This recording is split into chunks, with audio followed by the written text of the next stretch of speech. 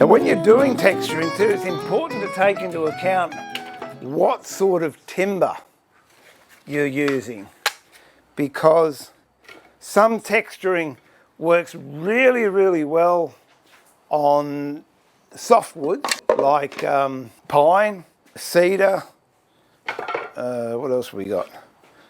Camphor laurel, jacaranda. It works nicely, but you try those same techniques on red river gum, ebony, lignum vitae, yellow box, coolabah, and there's a good chance they won't work. So you need a different approach depending on what timber. Now, when I'm talking about hardwood, it's not the botanical classification. A lot of people that, oh, is it hardwood? Yeah, it's hard. Well, that's not hardwood. What I'm talking about here is if it's hard or it's soft. For example, balsa wood is classified as a hardwood.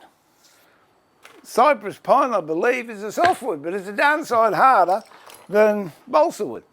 So that's the botanical references to soft and hard. So when I'm talking, when you're texturing, I'm talking about the actual wood itself.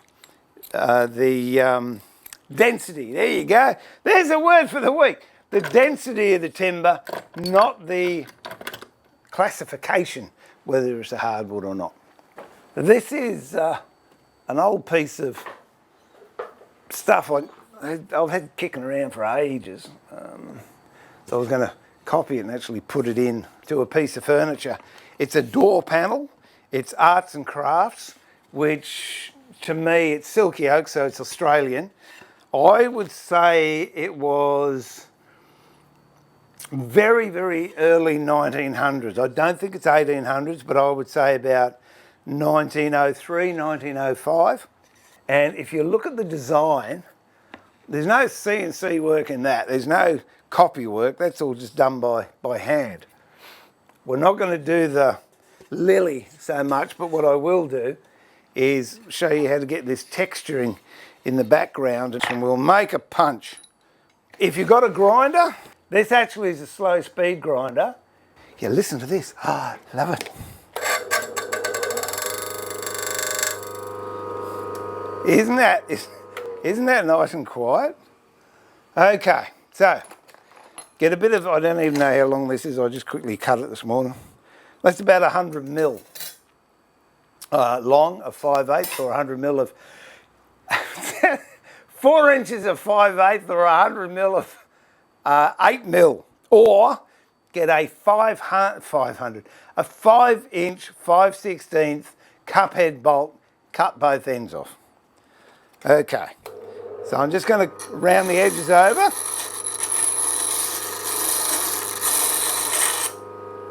So it's nice and smooth. Do it more on one than the other. And I don't know if you can see I've got a dag on that, so I'm just going to take the dag off. A trick when you've got round bar and you're trying to get it flat is roll it in your fingers like that as you're going across the wheel, rather than going straight in, because if you just go straight in, you'll actually get a dip. And it depends on the size of the wheel you're using is how bad it gets. Okay, so that's nearly flat.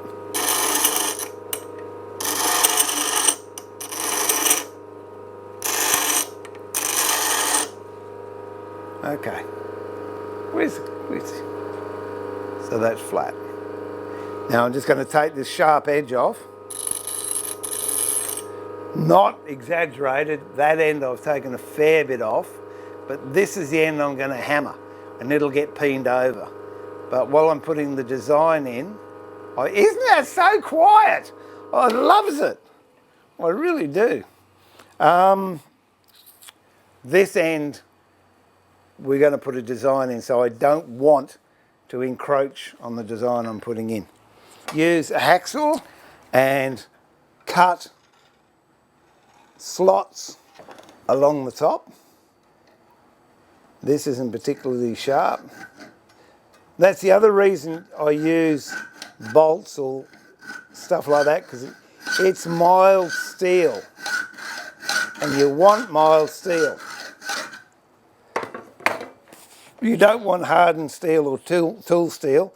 It's too hard to work. You're only putting it in timber, so it really doesn't matter.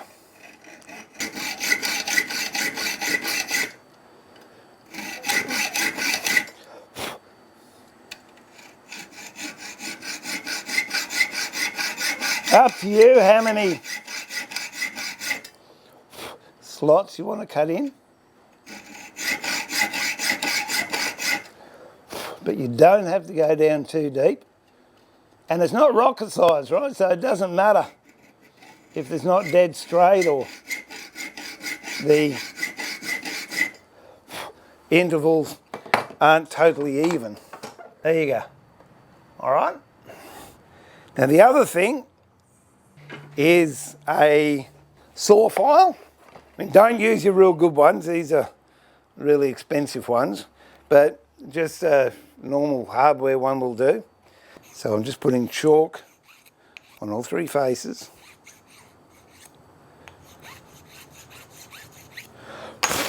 Where you've made those saw cuts, doesn't matter where you start, just put the pointed end of the file, these are 60 degrees, and just backwards and forwards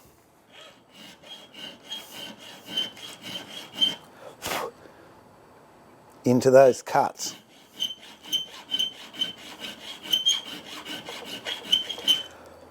The smaller the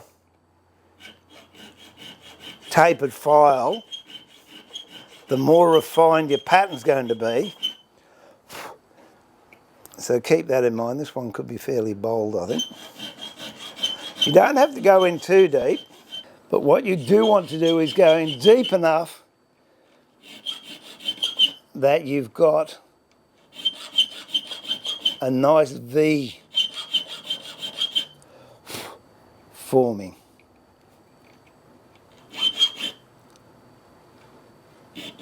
And you don't have any flatness on the top between the saw cuts.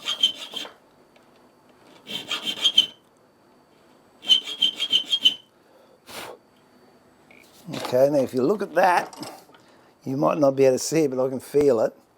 These ridges at the top are sharp.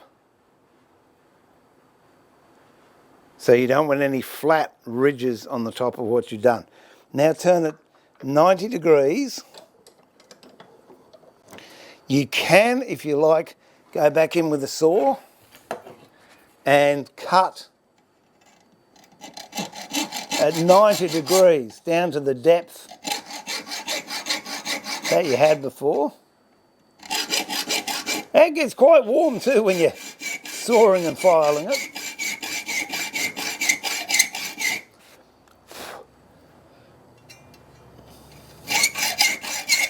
And now go back to the file and do exactly the same in those saw cuts that you've just made that way. And then go back to your original cuts.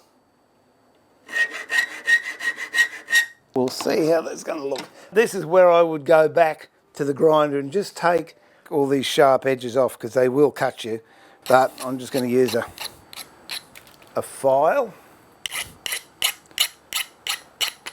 And I'm just drawing it from the edge in. And that's more for my comfort than anything else. So it's not sharp on the outside. And that's what we got.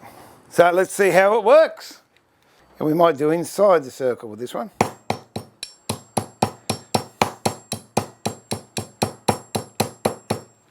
If you notice, I've actually got it above the work, and my thumb and finger are acting like a spring. When you start out with a new one, this is digging in quite sort of, right? It's digging in because basically we've made a lot of nails out of it. But if you hold it just above the work and hammer it, then you can sort of get a bit of a woven pattern out of it. Nearly finished.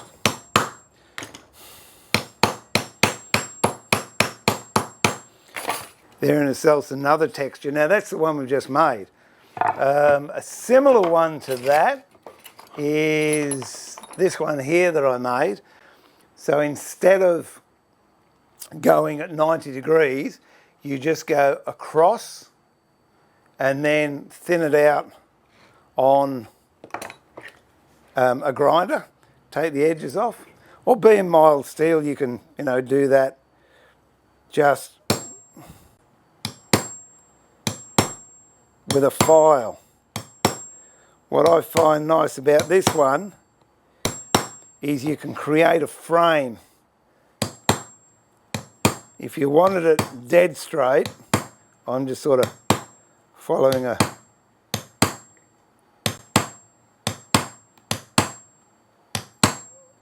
knife line, but you can get straight lines with that. Anything with a screw thread. What I normally do is I heat it up and bend it at 90 degrees, so then I can hold it like this and hit the screw thread, but in this case we can't, so we won't.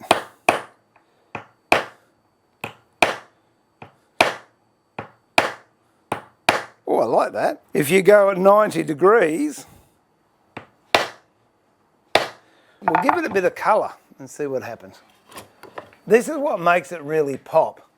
As soon as you start putting a little bit of colour on it. This is just a red. Again, nothing special about the paint. It's just a $2 a tube job. And that, honestly, is very nice. I don't know if you can see that. And that's just, screw thread. And we might just brush this one over.